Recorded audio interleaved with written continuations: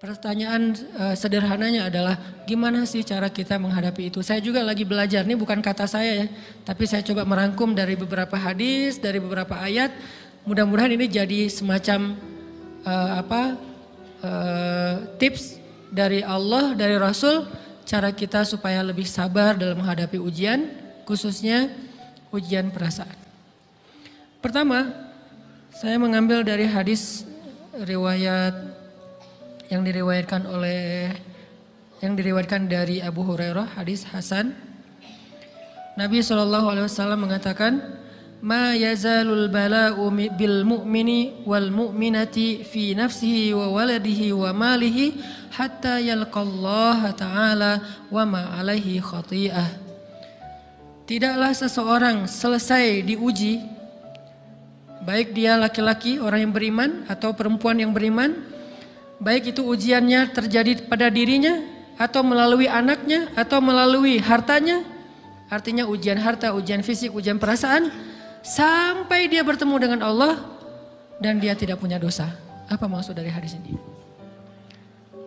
Ujian itu tidak akan berakhir kecuali kalau dosa kita sudah habis. Allah akan menguji kita terus untuk membersihkan diri kita dari dosa. Sehingga yang harus kita coba bangun awareness dalam diri kita kalau lagi diuji, Allah pengen membersihkan dosa saya nih. Sehingga kita ridho dengan ujian, bukan ikhlas ya. Kalau ikhlas ibadah, kalau ujian ridho, rela.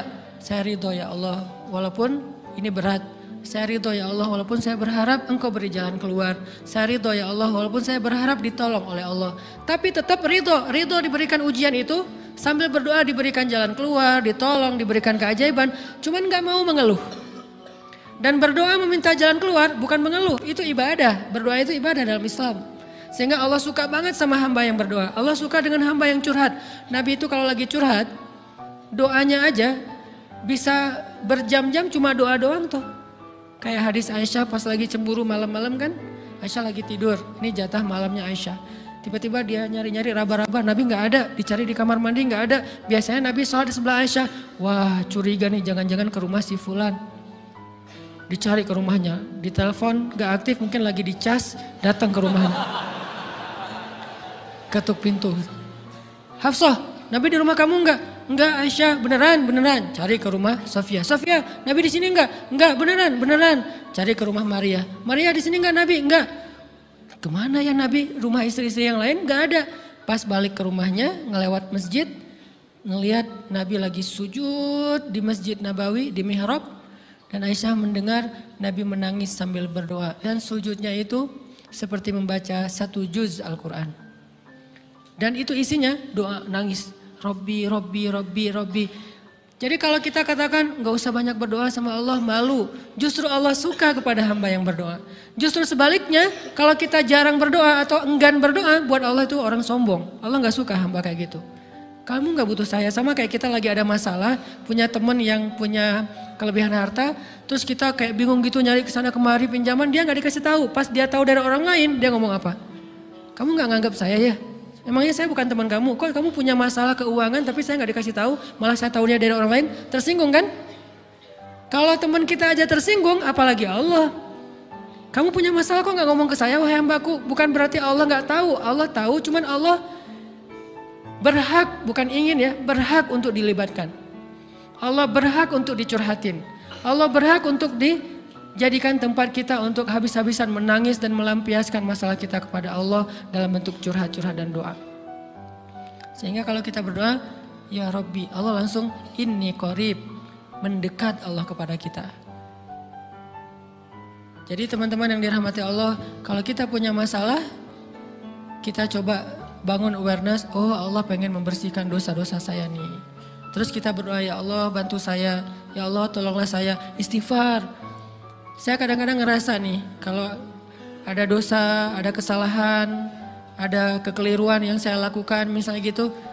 Kalau saya nggak kuat istighfarnya, bentar lagi akan diuji sama Allah. Ujinya macam-macam, alhamdulillahnya ujiannya masih ketahan. Pasti diuji sama Allah. Kalau istighfarnya gak kuat, taubatnya tuh gak kuat, langsung diuji sama Allah. Dan saya langsung sadar, oh benar berarti yang tadi ini lagi dihapus sama Allah nih. Perkencang lagi, perkuat lagi istighfar. Kenapa? Karena kalau istighfar kita kuat, berarti kan dosa kita dihapus dengan istighfar ya. Otomatis ujian kita durasinya berkurang. Makin kuat istighfar, makin berkurang. Kalau istighfarnya udah mantap, udah selesai, Allah cabut tuh ujian kita. Diganti dengan kebaikan. Jadi teman-teman, kita coba sadari, oh kalau Allah menguji saya, emang saya banyak dosa. Sebelum kita mencari kambing hitam, nyalah-nyalahin orang lain, sebelum kita marah kepada orang lain, kadang wajar kita marah kepada orang lain gara-gara ucapannya, komennya, teks dari dia, wajar. Tapi sebelum itu, marah dulu kepada diri kita atas dosa dan kesalahan kita yang baru saja kita lakukan. Atau yang dulu kita lakuin dan belum benar-benar kita tinggalkan. Kalau kita ngerasa banyak dosa di masa lalu sebelum kita taubat, hijrah, berarti mungkin itulah alasan kenapa sekarang kita diuji setelah hijrah. Kenapa agak-agak harus jungkir balik setelah kita hijrah. Kenapa harus sedikit berdarah-darah setelah kita hijrah. Anggap aja itu untuk mengkifarat, membersihkan dosa-dosa kita yang telah lalu. Supaya apa? Supaya kalau kita pulang kepada Allah, kita pulang dalam keadaan bersih. Dan itu pasti akan menjadi orang yang paling beruntung. Daripada nanti diberesin di akhirat, mending diberesin di dunia kan. Soalnya kalau diberesin di akhirat itu lebih berat. Akhirat itu perlakuannya beda dengan di dunia. Di dunia kalau kita salah akan dibalas oleh Allah. Kalau kita belum taubat, dibalas oleh Allah sama. Tapi di akhirat ukurannya beda. Sehingga heran ya, kalau ada orang yang merasa beruntung lolos dari hukuman dunia, dia pikir dia udah lolos dari hukuman Allah. Mending dia beresin deh di dunia daripada nanti di akhir berlarut-larut. Itu bahaya banget. Kalau buat saya pribadi dan saya yakin teman-teman juga kayak gitu, gak mau ada masalah di akhirat, mending masalah di dunia aja. Tapi masalah di dunia juga kita gak mau berlarut-larut, pengen cepat dimudahin sama Allah. Caranya istighfar. Tidaklah Allah memberikan kepada kita ujian kecuali salah satu alasannya pengen menghapuskan dosa. Idza kathurat dzunubul 'abdi walam yakun lahu min amalin liyukaffiraha fabtalahu Allahu bil hazan liyukaffiraha. Kalau seorang hamba banyak dosa dan dia nggak cukup amal untuk mengkifarat dosa-dosanya, Allah akan menguji dia dengan rasa sedih, dengan rasa kecewa, dengan rasa berat, sakit hati untuk mengkifarat dosa-dosanya. Itu yang kita bangun, sehingga kalau ada masalah sama orang lain, kita memperbaiki diri dulu. Bukan sibuk dengan kesalahan dia terus menerus yang gak mau kita maafin. Misalnya ada teman kita nih, jadi clash sama kita. Hal pertama yang kita bangun, astagfirullahaladzim saya banyak dosa nih. Tapi kan yang salah dia, ya tapi mungkin dia gak akan mengatakan kalimat itu, gak akan bersikap kayak gitu kalau kita gak punya dosa. Allah sengaja mengutus dia untuk menguji kita lewat kata-katanya, lewat perilakunya, karena kita punya dosa. Jadi penyebab pertama diuji itu bukan teman kita yang salah, itu penyebab kedua. Memang dia salah dan itu harus kita akui, realistis lah. Dia salah, dia nggak pas, dia nggak bijak, dia apa. Oke, tapi yang mentakdirkan dia salah kepada kita, Allah Subhanahu Wa Taala. Kenapa Allah takdirkan gitu? Karena kita masih punya banyak dosa. Allah kirim kita ujian, bisa manusia, bisa alam, bisa dalam diri kita sendiri. Itu semuanya adalah cara Allah untuk menguji kita dan membersihkan dosa-dosa kita. Ini yang kita bangun pertama. Yang kedua, kata Nabi di dalam hadis Bukhari, "May yuridillahu bihi khairan." Yang terkenal kan yufaqihu fiddin, itu yang terkenal. Ternyata ada dua modelnya. Ada may yuridillahu bihi khairan yufaqihu fiddin. Siapa yang Allah pengen kasih dia kebaikan kebaikan, Allah akan buat dia mengerti halal dan haram. Itu berarti Allah sayang sama dia. Ini satu model hadis. Ada model yang kedua, mirip redaksinya. May yuridillahu bihi khairan yusib min. Hadis Bukhari. Siapa yang Allah pengen ngasih dia kebaikan, Allah uji. Hah? Kok gitu caranya? Ternyata kayak gitu rahasianya. May yuridillahu bihi khairan, may yuridillahu bihi khairan, siapa yang Allah pengen ngasih dia kebaikan, Allah kasih dia musibah atau ujian. Kenapa bisa seperti itu Ustaz? Fa inna ma'al usri yusra, Inna ma'al usri yusra. Seolah-olah Allah bilang di dalam ayat itu, kalau kalian mau dapat kemudahan, biasanya lewatnya kesusahan dulu. Kalau kalian pengen dapat keberuntungan, biasanya dapatnya kerugian dulu. Tapi keberuntungan dan kerugiannya pasti nggak sebanding. Keberuntungannya jauh lebih besar daripada kerugiannya. Kerugian itu kayak modal doang, DP. Jadi kalau kita mau dapat kejutan dari Allah, Allah kasih kita DP. DP-nya apa? Ujian. DP-nya musibah. DP-nya rasa nggak nyaman. Itu DP tuh. DP terhadap apa? DP dari Allah terhadap hadiah-hadiah besar yang Allah pengen ngasih ke kita setelahnya. Cuman banyak orang yang menolak DP ini. Sama kayak kita misalnya. Kalau kita mau ngasih dia hadiah, kita kasih dia kayak kejutan dulu. Dia lagi ulang tahun nih, disiram air dulu.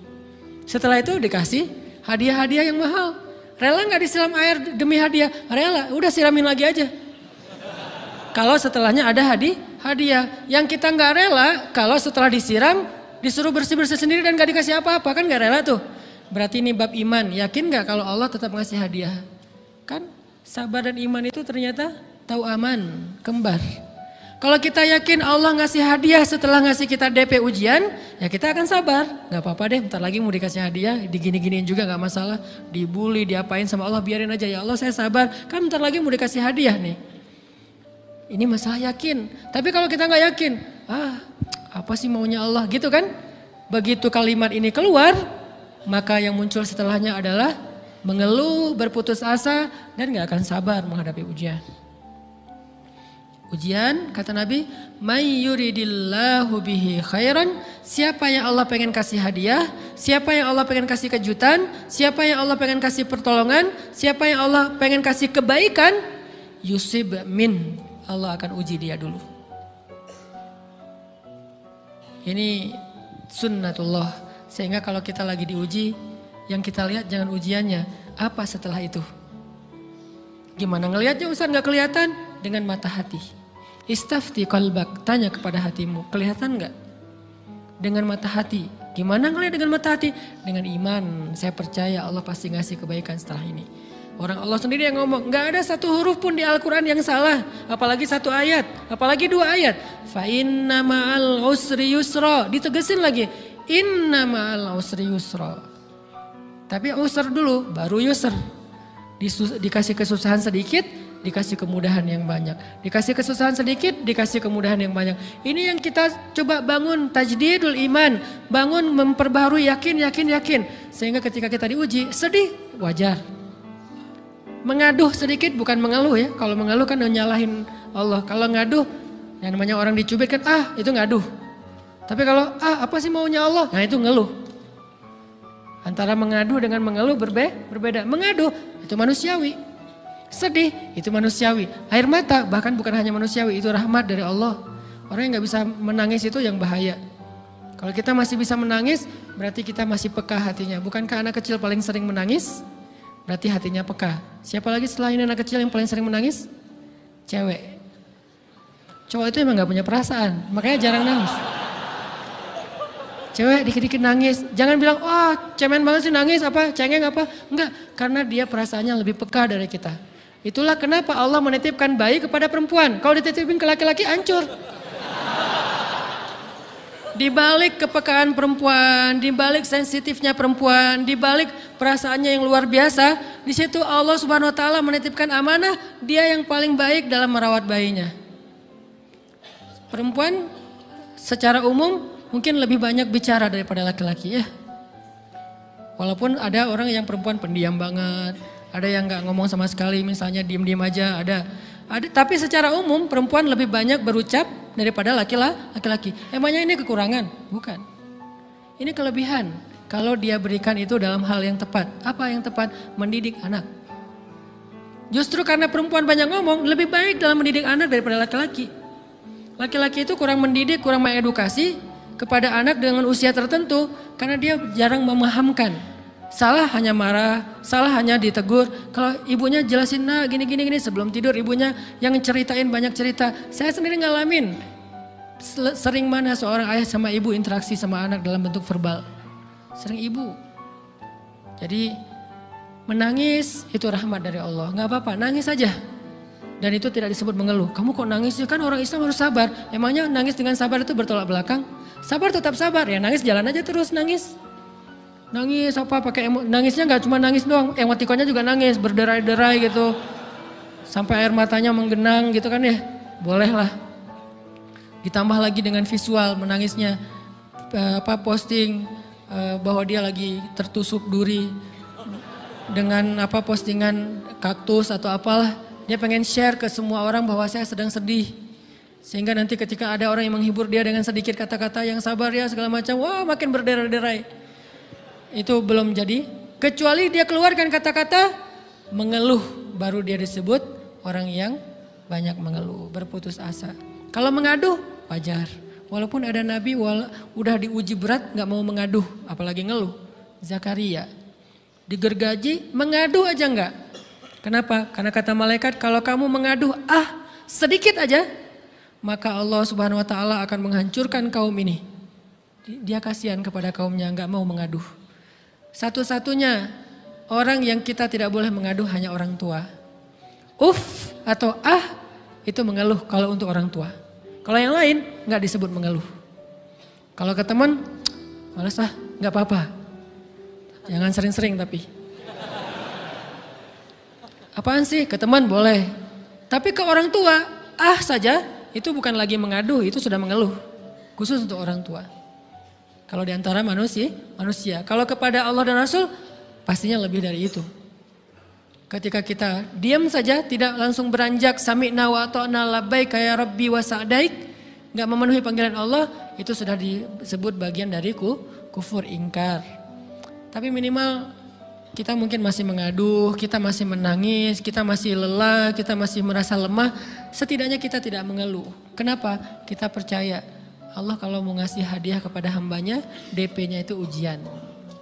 Dan yakinlah hadiahnya minimal 10 kali lipat lebih baik daripada ujian itu. Minimal, karena gak ada amal soleh yang dibalas di bawah 10 kali lipat tuh gak ada. Amal soleh, amal ya bukan niat. Amal yang udah kita kerjakan minimal dibalas 10 kali lipat. Minimal, maksimalnya bighairi hisab, tanpa batas. Bighairi hisab, tanpa batas. Ada yang 700 kali lipat kayak sedekah. Tapi tetap aja ayat sedekah di akhirnya ujung-ujungnya apa? Bighairi hisab juga kan? Berarti sedekah itu minimal dibalas 700 kali lipat. Minimal. Kalau kita yakin. Selalu syaratnya kalau kita yakin. Dan saya ngebuktiin itu banget. Saya pernah ngalamin lagi jalan-jalan di sebuah kota yang ada becak kayuhnya, becak sepeda gitu ya. Jalan terus saya bilang, Pak berapa ongkosnya? 20.000. Udah naik aja 20.000. Karena kita keliling-keliling kota, ternyata saya jadi kasihan sama dia 20.000. Kasihan kan 20.000 dibayar keliling kota walaupun pas mampir beberapa tempat mungkin dia dapat tips ya. Tapi saya nggak tega gitu, dia cerita tentang anaknya lagi sekolah, apa segala macam, makin bikin baper kan. Pas selesai, saya kasih dia 100.000. Dari 20.000 dikasih 100.000 karena kasihan. Dan saya yakin, nggak mungkin sedekah itu sia-sia. Kan Nabi bersumpah kan, demi zat yang jiwaku di dalam genggamannya, tidak berkurang harta karena sedekah. Demi Allah kata Nabi, nggak berkurang harta karena sedekah. Berkurang harta karena belanja? Ya. Berkurang harta karena pacaran? Banget. Modal banget kan? Apalagi buat cowok. Tapi berkurang harta karena sedekah? Gak mungkin kata Nabi. Demi Allah gak berkurang harta karena sedekah. Berkurang harta karena istri? Enggak. Karena memberi kepada istri itu pahalanya lebih gede daripada sedekah. Makanya ngemodalin pacaran setelah nikah itu tumbuh berkah. Modal pacaran sebelum nikah itu apes. Jadi kalau pengen modal nih, ngemodalin cewek, traktir, ngapa-ngapain, bayarin, jangan sebelum nikah. Sebelum nikah jadi orang pelit aja, nggak apa-apa. Tapi setelah nikah, jor-joran ngasih, apalagi yang, bayarin semuanya. Kenapa? Pahalanya lebih gede daripada sedekah. Bahkan lebih gede daripada infak fi sabilillah. Seorang suami memberi nafkah istri, itu pahalanya terkadang lebih besar daripada kita berinfak untuk fi sabilillah, untuk korban perang. Saya heran kalau ada orang sedekahnya rajin tapi ke istrinya kikir, aneh, berarti dia gak ngerti konsep. Padahal memberi kepada istri itu selama itu kebutuhan pokok ya. dan sedikit entertain, nggak apa-apa asal nggak berlebihan, itu luar biasa. Makanya saya kalau jalan sama istri yang yang mana? Itu yang Onit suka. Oh ya, Onit suka. Kasih aja. Kenapa? Minta ini. Kasih. Selama ada kan kenapa nggak dikasih kan ya? Nanti Allah ganti. Makin rajin kita ngebayarin istri kita, ngebelanjain istri kita, makin Allah ngasih yang kita nggak pernah duga-duga. Sampai istri kita cemburu sama kita. Kok kamu duitnya banyak banget sih? Kan gara-gara aku sering ngasih ke kamu. Ya udah sini lain lagi. Mau ditransfer berapa gitu kan ya? Saya ngasih 100.000 ke si bapak. Dan saya yakin teman-teman sedekahnya pasti lebih dari itu karena 100.000 saya sebut. Kalau 1 juta ke atas saya nggak mau nyebut, malu dong, ria ya.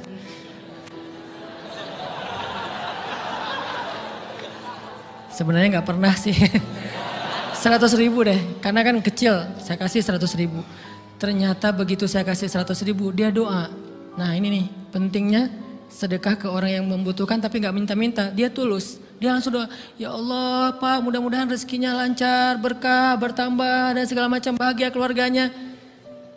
Doa-doa ini semuanya dikabulkan dalam hitungan hari. Pertama bertambah bahagia rumah tangganya, dapat kecupan dari istri. Dia nganggap suami saya cowok banget sih. Mulai satu nih. 2, demi Allah selang 15 jam kalau nggak salah karena waktu itu malam, besok paginya ada orang yang ngejar-ngejar saya pengen ngasih hadiah. Ustadz saya pengen ketemu Ustadz. Maaf saya nggak bisa ketemu sekarang lagi rush, lagi tight schedule gitu-gitulah sok-sok gaya nggak jelas gitu ya. Terus Ustadz saya pengen banget ketemu, dia nggak ngomong pengen ketemu apa. Kalau dia bilang mau ngasih duit kan langsung saya prioritaskan kan ya. Berhubung dia nggak ngomong ya udahlah saya sok-sok jual mahal gitu. Tapi yang namanya rezeki kan gimana kita tolak dia datang kan. Saya nolak. Pokoknya sebentar aja 5 menit nggak akan ganggu waktu Ustadz. Ya udah besok pagi ya pas breakfast gitu. Pakai gaya-gaya dikit breakfast. Pas breakfast, oh ya siap Ustadz. Jam berapa? Jam 8. Udah janjian jam 8. Mungkin orangnya nih dengar live streaming, Pak jazakumullah khair jaza. Makasih banyak mudah-mudahan Allah tambahkan rezekinya. Terus beliau besok mau flight ke luar kota jam 8. Akhirnya ngubungin lagi malamnya, Pak Ustadz maaf gak bisa ketemu besok.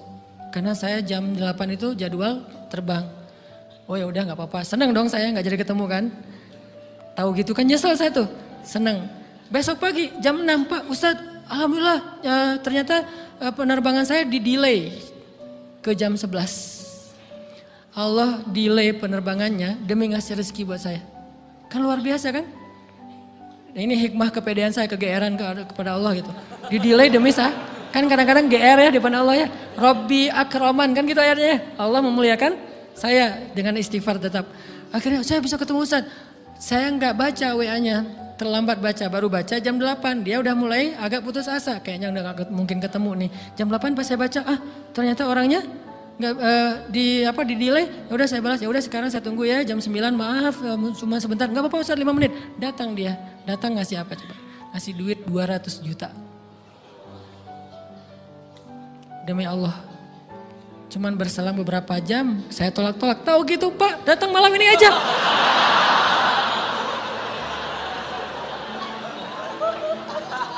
Harusnya malam itu juga saya cari orangnya. Kalau perlu saya yang nyamperin Bapak, Sherlock, saya kejar. Manusia gitu banget ya. Tapi Masya Allah di situ saya jadi tahu, oh doa orang itu lebih akurat, lebih mantap, lebih diijabah daripada doa saya. Mungkin bukan karena sedekah, tapi karena doa setelah sedekah, ya Allah dan segala macam dimudahkan sama Allah. Itu luar biasa loh. Saya nggak percaya, saya pikir main-main, orang nih iseng kayaknya pengen ketemu doang, pengen selfie. Ternyata pas saya cek, ditransfer, di capture, Ustadz udah ditransfer. Saya, jangan-jangan nih jebakan Batman gitu ya. Nyari-nyari sana segala macam, alhamdulillah ternyata emang niat baiknya pengen, alhamdulillah saya terkesan, saya dapat hidayah lewat Ustadz segala macam. Sekarang saya pengen membalas jasa Ustadz walaupun kecil 200 juta. Untung saya nggak kaget dan kemudian pingsan. Pak 200 juta stroke kan ya bahaya, lebih mahal dari 200 juta. Ini keajaiban ya teman-teman. Jadi kita tuh, saya kan sering bilang keajaiban itu terjadi tergantung tingkat iman. Bukan saya udah soleh banget enggak. Saya belajar terus untuk yakin deh sama Allah. Modal kita tuh kan gini sebetulnya kan. Duit kita tuh banyak loh teman-teman. Cuman gak disimpan di bank, gak disimpan di saku. Disimpannya di sisi Allah. Bedanya apa sih? Kenapa kita kalau disimpan di bank tenang? Saya lagi punya duit banyak dari 100 juta. Di mana? Di bank. Aman. Kenapa kalau disimpan di saku aman, tenang? Kenapa kalau disimpan Allah nggak tenang? Kenapa kalau disimpan di Allah kita bilang nggak punya duit? Ini kan nggak fair sama Allah. Nggak punya duit nih. Siapa bilang nggak punya duit? Kan ada Allah. Tinggal minta sama Allah. Tapi nggak ada wujudnya. Tapi kan ada janjinya. Bukankah janji Allah lebih kuat daripada wujud? Bukankah iman harusnya lebih mantap daripada sesuatu yang konkret yang kita lihat? Ada duitnya di sisi Allah. Kenapa nggak dikasih? Karena kita belum butuh. Kalau kita yakin duit kita itu ada di Allah, tapi dikasihnya pas kita butuh. Begitu butuh ya Allah, langsung dikasih sama Allah. Itu banget benar-benar terjadi dalam kehidupan kita. Pasti kayak gitu. Tingkat tergantung kita yakin apa enggak. Nih, kalau Allah bilang, "May yuridillahu bihi khairan", Allah kalau pengen ngasih hadiah kepada seorang hamba, Allah kalau pengen ngasih kejutan kepada seorang hamba, yusib. Allah kasih dia ujian sedikit aja. وَلَنَبْلُوَنَّكُمْ بِشَيْءٍ sedikit بِشَيْءٍ مِنَ الْخَوْفِ وَالْجُوعِ وَنَقْصٍ مِنَ الْأَمْوَالِ وَالْأَنْفُسِ وَالثَّمَرَاتِ وَبَشِّرِ الصَّابِرِينَ. Kami uji sedikit aja dengan rasa lapar, dengan rasa takut, dengan sedikit kekurangan ini dan itu, sedikit. Tapi wabasyiris sabirin, sampaikan kejutan kepada orang yang bersabar. Sampaikan kejutan kepada orang bersabar. Jadi bisa dibilang kejutan-kejutan hidup kita itu munculnya dengan iman dan sabar. Dengan iman dan sabar. Iman artinya yakin, husnuzon sama Allah. Ana inda dhanni abdi bi. Aku tergantung prasangka hambaku kepadaku.